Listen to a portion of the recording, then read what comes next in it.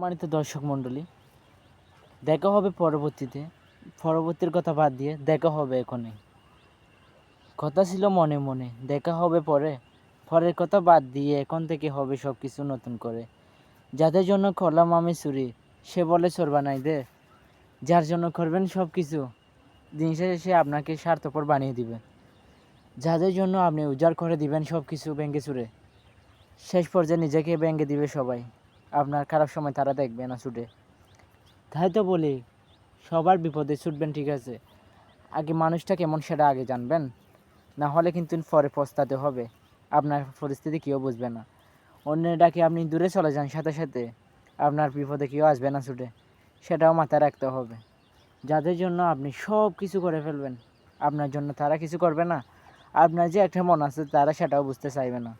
সবার জন্য সব কিছু করলেও দাম তো সবাই দিতে পারে না। যারা দাম দিতে পারে তাদের জন্য কিছু করবেন, অন্তত শান্তিটা পাবেন। স্বার্থের এই দুনিয়াতে দেখবেন কেউ কারো নয়, নিজের স্বার্থ আগে খুঁজবেন, তাহলে আপনি সুখে থাকবেন। হ্যাঁ।